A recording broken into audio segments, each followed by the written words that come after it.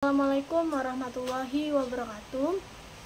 Perkenalkan, saya Putri Ayu Lestari dengan NIM 0901 1182 12 60 15. Di sini saya akan memaparkan hasil tugas UTS saya, yaitu solusi model OSI atau TSP atau IP. Di sini ada model OSI dan TSP IP. Model jaringan terbagi menjadi dua jenis utama. Yang pertama ada OSI dan yang kedua ada TSP atau IP. Model OSI terbagi menjadi 7 lapisan. Dan yang pertama ada lapisan physical layer yang mengatur transmisi data secara fisik, kabel, dan sinyal.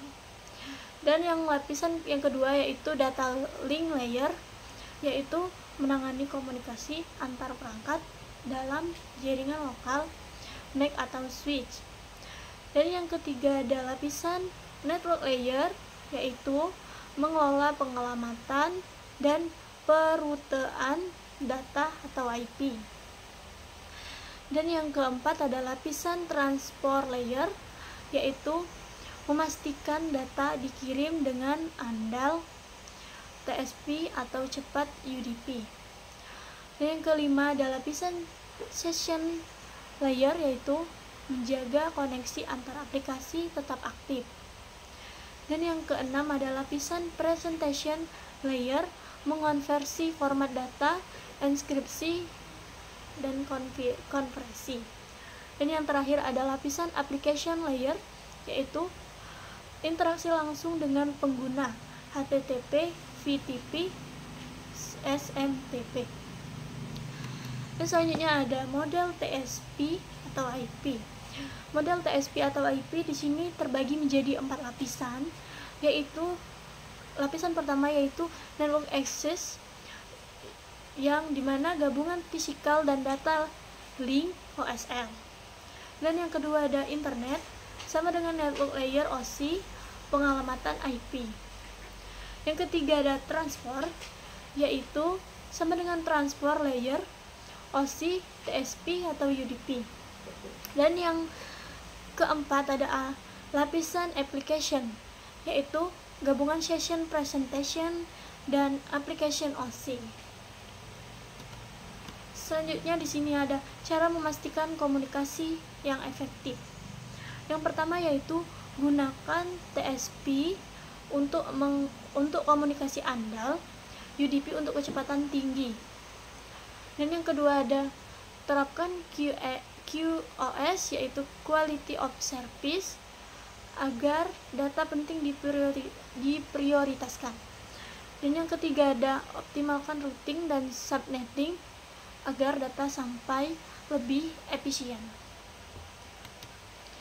Di sini ada contoh ilustrasi sederhana untuk memahami model OSI dan TSP atau IV. Di sini ada mengakses website. Bayangkan jika kita ingin mengunjungi situs www.example.com di browser. Data yang dikirim melewati beberapa lapisan dalam model OSI dan TSP atau IP. Yang dimana bagaimana model OSI bekerja? Di sini ketika kita mengetik URL di browser, data diproses melalui 7 lapisan OSI. Yang pertama, application layer. Browser mengirim permintaan HTTP. Dan yang kedua, presentation layer. Data dikonversi, mungkin dienkripsi. Dan yang ketiga ada session layer, menjaga koneksi dengan server. Yang keempat ada transport layer, memecah data menjadi paket kecil menggunakan TSP atau UDP. Dan yang kelima ada network layer, yaitu menambahkan alamat IP tujuan. Dan yang keenam ada data link layer, yaitu bisa menambahkan alamat MIC mengirim ke perangkat berikutnya.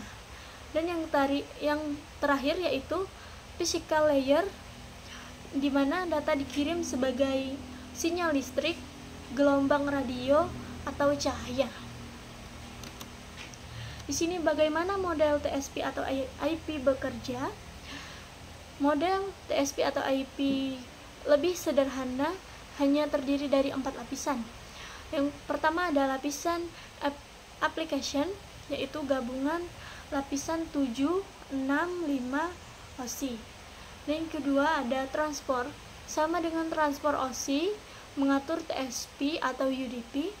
Yang ketiga ada internet, sama dengan network OSI, menangani alamat IP. Dan yang terakhir ada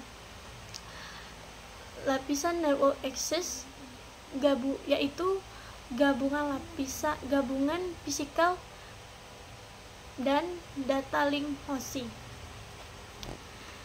Selanjutnya di sini ada ilustrasi model OSI, PS, TSP, IP. Bisa dilihat dari gambar di sini, yaitu adalah ilustrasi perbandingan antara model OSI dan model TSP atau IP yang digunakan untuk bagaimana memahami data dikirim dalam jaringan komputer.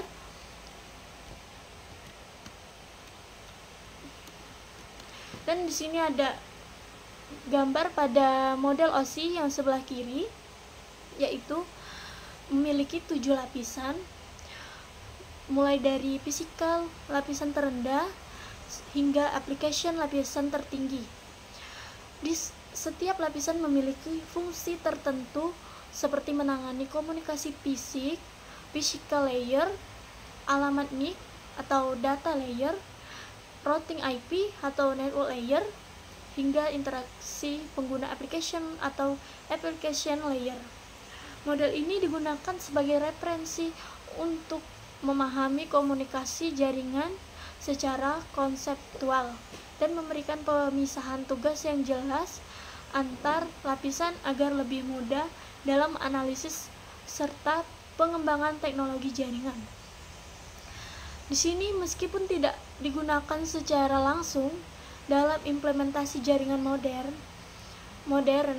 model OSI tetap menjadi acuan penting dalam pendidikan troubleshooting dan standarisasi protokol jaringan. Di sini juga ada model TSP atau IP yang digambar ini ada di sebelah kanan, yaitu model TSP atau IP lebih sederhana dibandingkan dari model yang sebelah kiri, yaitu model OSI, karena hanya terdiri dari 4 lapisan utama, yaitu network. Yang pertama ada network access, internet, transport, dan application.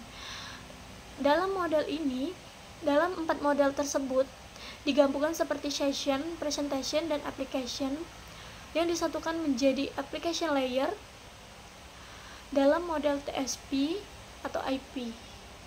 Model TSP atau IP lebih banyak digunakan dalam praktik karena lebih sesuai dengan cara kerja internet saat ini, terutama dalam proses komunikasi data antar perangkat dan jaringan di seluruh dunia. Selain itu, model TSP atau IP dirancang agar lebih fleksibel dan efisien, sehingga dapat digunakan dalam berbagai jenis jaringan, baik yang berskala kecil maupun yang berskala besar.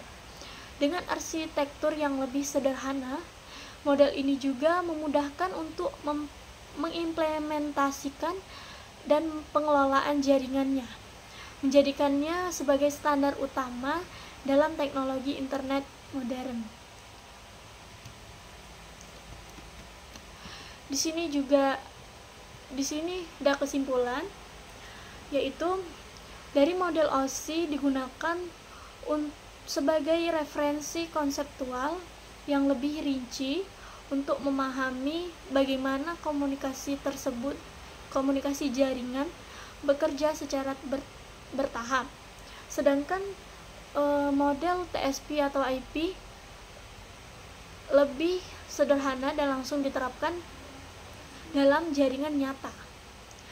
Data dalam jaringan mengalir dari lapisan fisik hingga aplikasi saat diterima, dan sebaliknya dari aplikasi ke lapisan fisik saat dikirim, memastikan komunikasi berjalan dengan baik.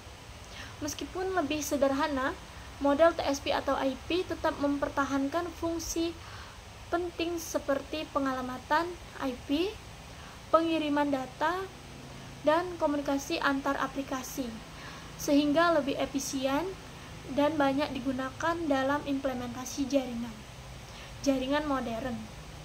Sekian hasil pemaparan dari saya. Mohon maaf jika ada kekurangan, dan saya akhiri. Wassalamualaikum warahmatullahi wabarakatuh.